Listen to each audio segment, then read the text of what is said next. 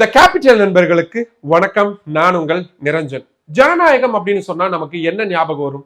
நாம ஓட்டு போடுறோம், ஒருத்தரை ஜெயிக்க வைக்கிறோம், அவரு நமக்காக உழைக்கிறாங்க, இதுதானே.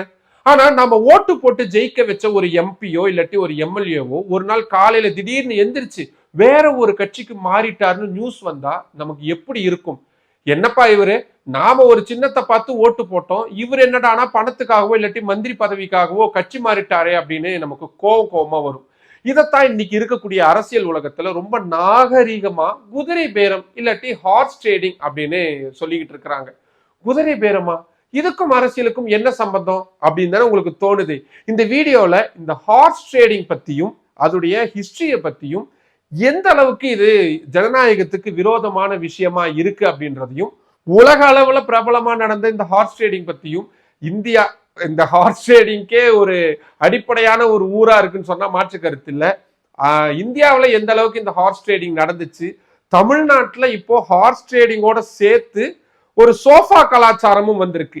இதை பத்தி எல்லாம் தான் நம்ம இன்னைக்கு வீடியோல ரொம்ப டீட்டெயில்டா பார்க்க போறோம். உங்களுக்காக தேடி தேடி ரொம்ப சுவாரஸ்யமான தகவல்களை இந்த வீடியோவில் முழுக்க வச்சிருக்கிறேன். அதனால தயவு செய்து எங்கேயும் ஸ்கிப் பண்ணாம பாருங்க. அதுக்கு முன்னாடி நம்ம சேனல் இன்னும் நிறைய பேர் இன்னும் சப்ஸ்கிரைப் பண்ணாம நிறைய பேர் பார்த்துக்கிட்டு இருக்கீங்க. உங்களுக்கே தெரியும், உங்களுடைய ஆதரவை நம்பி மட்டும்தான் டெல்லியில இருந்து இயங்கக்கூடிய முதல் தமிழ் யூடியூப் சேனல் அதை நடத்திட்டு இருக்கேன். இப்போ இந்த மாதிரியான ரொம்ப ரொம்ப முக்கியமான இன்ஃபர்மேஷன்ஸ் உங்களுக்கு உடனுக்குடன் வந்து சேரணும் அப்படின்னா நம்ம சேனலை சப்ஸ்கிரைப் பண்ணிக்கோங்க. வாங்க இப்ப வீடியோக்குள்ள போலாம். ஹார்ஸ் ட்ரேடிங் இல்லாட்டி குதிரை பேரம், இந்த வார்த்தையுடைய ஹிஸ்டரியை முதல்ல பார்த்துருவோம். 19வது நூற்றாண்டுல, அதாவது சரியா சொல்லணும்னா 1820கள்ல அமெரிக்கா, இங்கிலாந்து மாதிரியான நாடுகள்ல நிஜமாவே குதிரையை விற்கக்கூடிய சந்தை அப்படின்றது இருந்துகிட்டு இருந்துச்சு. இந்த குதிரை வியாபாரிங்க ரொம்ப கில்லாடிங்க. ஒரு குதிரைக்கு என்ன வியாதி இருக்கு, அதுக்கு வயசாயிடுச்சா அப்படின்ற எந்த ஒரு விஷயத்தையும் அந்த வாங்க போகக்கூடியவங்கிட்ட சொல்லவே மாட்டாங்க. அவங்க என்ன பண்ணுவாங்க, வயசான குதிரையுடைய பல்லுகளை சீவி அதுக்கு நல்லா பெயிண்ட் எல்லாம் அடிச்சு சும்மா அரேபிய குதிரையுமே மாத்தி வச்சு ஏமாத்தி அதிக விலைக்கு வித்துருவாங்க. வாங்குறனும் ஏமாந்து போயிடுவான். இது ரெண்டு பக்கமும் பயங்கரமா பொய் சொல்லி தந்திரமா செயல்படக்கூடிய வியாபார யுக்தியா தான் பார்க்கப்பட்டது. இது அப்படியே 1893ல பிரபல பத்திரிகையா இருக்கக்கூடிய நியூயார்க் டைம்ஸ்ல ஒரு எடிட்டோரியல் அரசியல்வாதிகளுடைய சுயநல பேச்சுவார்த்தைகளுக்காக இந்த வார்த்தை அப்படின்றத பயன்படுத்த தொடங்கினாங்க. அதாவது இன்னைக்கு இருக்கக்கூடிய அரசியல்ல கொள்கையே இல்லாம ஓட்டு போட்ட மக்களை ஏமாத்திட்டு தங்களுக்குள்ள சீட்டு பணம் அப்படின்ற பதவிகளுக்காக டீல் பேசி ஏமாத்துறாங்களா மக்களை, அதை குறிக்கக்கூடிய வார்த்தையா த நியூயார்க் டைம்ஸ் வந்து இந்த ஹார்ஸ் ட்ரேடிங் அப்படின்றத பொறுத்துனாங்க. அன்னியிலிருந்து இப்ப வரைக்கும் இந்த வார்த்தை தான் அரசியல் ஏமாற்று வேலைக்கான வார்த்தையா இருக்கு. ஜெர்மன்ல இதை இன்னும் சுவாரஸ்யமா பசுமாட்டு வியாபாரம் அப்படின்னு கூட அழைப்பாங்க. சரி, இது இந்தியாவில மட்டும்தான் நடக்குதான்னு கேட்டா கண்டிப்பா கிடையவே கிடையாது. உலக அளவுல அரசாங்கத்தையே தலைகீழா மாத்தின பல பயங்கரமான குதிரை பேரங்கள் அப்படின்றது நடந்திருக்கு. அதுல ஒரு ரெண்டு முக்கியமான சம்பவங்களை மட்டும் நான் இப்ப சொல்றேன். ஒண்ணு, 1975ல ஆஸ்திரேலியாவில நடந்த அந்த குதிரை பேரம்.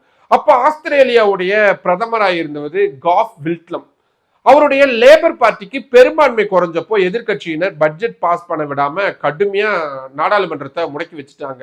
அப்ப என்ன பண்ணிருக்கிறாரு, இவரு எதிர்கட்சி எம்பிக்களை ரகசியமா சந்திச்சு பேரெல்லாம் பேசி ஒரு மாதிரி செட்டில் பண்றதுக்கு பாக்குறாரு. இது எப்படியோ வெளியே லீக் ஆகி பிரிட்டிஷ் மகாராணியுடைய டைரக்ட் பிரதிநிதியா இருந்த கவர்னர் ஜெனரல் பிரதமரையே பதவியிலிருந்து தூக்கி அடிச்சாரு. இது அந்த டைம்ல உலக நாடுகளையே உழுக்குன ஒரு சம்பவமா மாறி போயிருந்தது. ரெண்டாவது சம்பவம் 2008ல இத்தாலியில நடந்துச்சு. இத்தாலியுடைய முன்னாள் பிரதமராக இருக்கக்கூடிய சில்வியோ ஒரு மிகப்பெரிய குற்றச்சாட்டை எதிர்கொண்டாரு. 2006ல இருந்து 2008 வரைக்கும் இருக்கக்கூடிய காலகட்டத்துல அப்ப இருந்த ரொமானா பொரிடோ அரச கவிழ்க்கிறதுக்காக இந்த எதிர்கட்சி இருக்கிறார்ல சில்வியோட கட்சி, அவங்க ஒரே ஒரு செனட்டருக்கு மட்டும் பல மில்லியன் யூரோக்களை லஞ்சமா கொடுத்து தன் பக்கம் இழுத்தாரு. இது கடைசியில நியூஸ் வெளியாகி நிரூபணமும் ஆயிடுச்சு. கடைசியில அந்த அரசாங்கம் கவிழ்ந்தே போயிருச்சு. உலகத்துடைய பெரிய வல்லரசு நாடுகள், ஐரோப்பிய நாடுகள், ஜனநாயகத்தை கட்டி காப்பாற்றக்கூடிய நாடுகள் அப்படின்னு பல நாடுகள் மார்த்தட்டிக்கிட்டாலும் அவங்க இந்த கேவலமான தந்திரமான அரசியலை தான் பயன்படுத்திக்கிட்டே இருந்திருக்காங்க.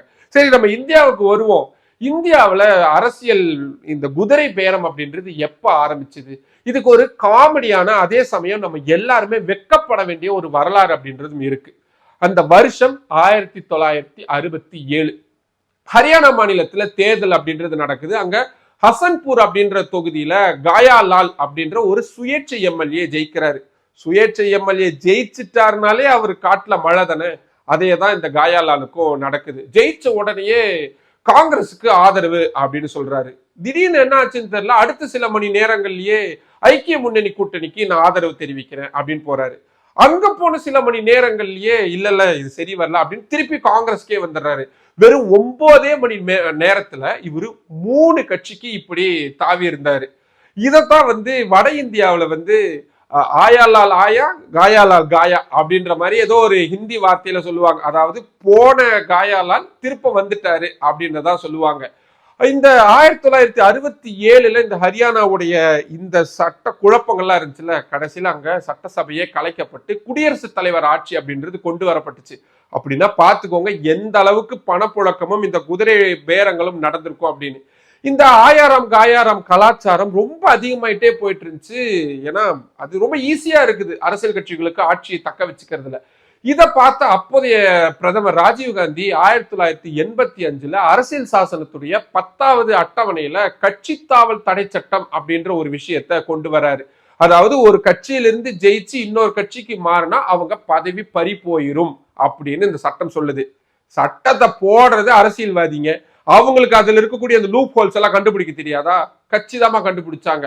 அதாவது மொத்தமா 3ல் 2 பங்கு எம்எல்ஏக்கள் போயிட்டாங்க அப்படின்னா அவங்கள எதுவும் பண்ண முடியாது, கட்சி தாவல் தடை சட்டம் பொருந்தாது அப்படின்னு. ஏங்க 3 பங்குல போன என்ன, எல்லாரும் போன என்ன, அவன் மாறிதானே போயிருக்கிறான். அவனுடைய பதவியை ராஜினாமா பண்ணிட்டு மீண்டும் எலெக்ஷன், அவன் எந்த கட்சியில போய் சேரணும்னு நினைக்கிறானோ அந்த கட்சிக்கு போய் மறு எலெக்ஷனை சந்திச்சு ஜெயிச்சு வர வேண்டியது தானே, அதுதானே நியாயமா இருக்கும். ஆனாலும் கூட நம்ம அரசியல்வாதிகள் இப்படிதான் பண்ணிக்கிட்டு இருக்கிறாங்க. சரி, இப்ப அடுத்த கேள்வி வரும், இந்தியாவிலேயே எந்த கட்சி இந்த குதிரை பேரத்துல அதிகமா ஈடுபடுறாங்க அப்படின்னு.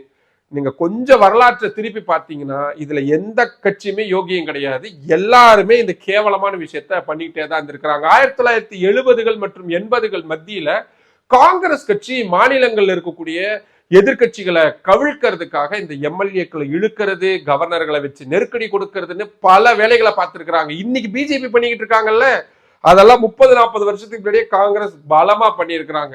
அவங்க பண்ணதை சரி இவங்க தப்புன்னு சொல்லி பிஜேபி மாத்தணும்ல, அது ஈஸியான விஷயம்.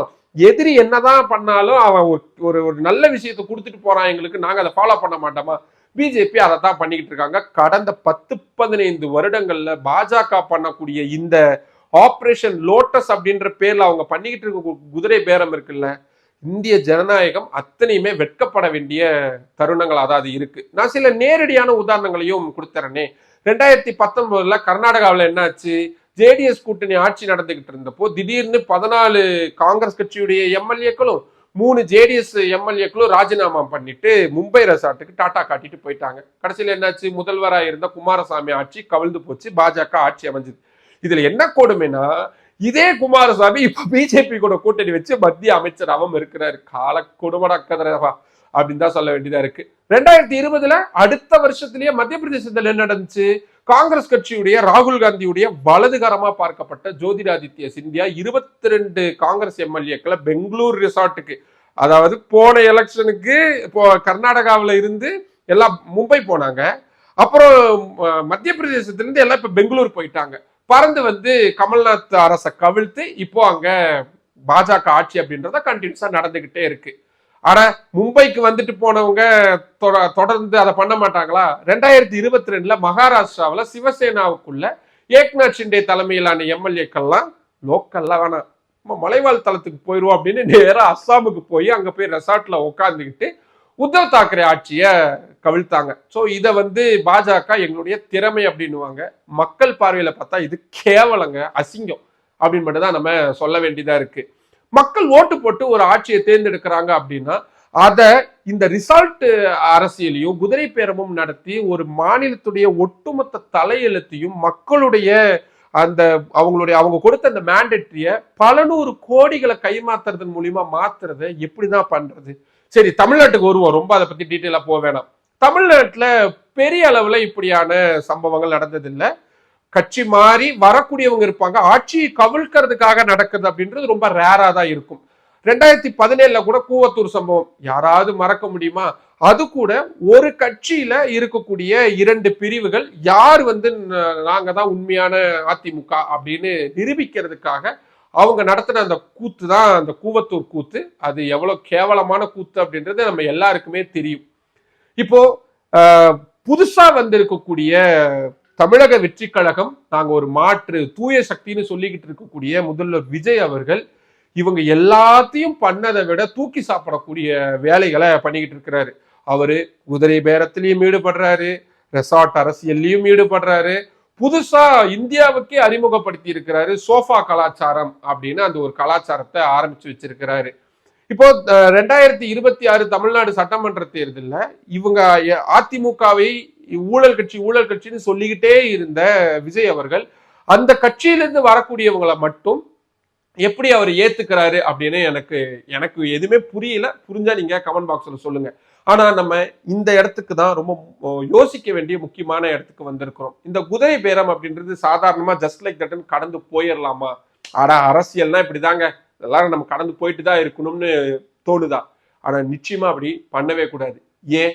முதல் விஷயம், மக்களுடைய தீர்ப்பை இது அவமதிக்கிறதா தான் நம்ம பார்க்கிறோம். நீங்களும் நானும் வெயிலையும் சரி மழையிலையும் சரி நின்று கியூல நின்று ஒரு குறிப்பிட்ட கட்சியுடைய கொள்கை பிடிச்சோ இல்லாட்டி ஒரு தலைவரை பார்த்தோ நம்ம ஓட்டு போடுறோம்.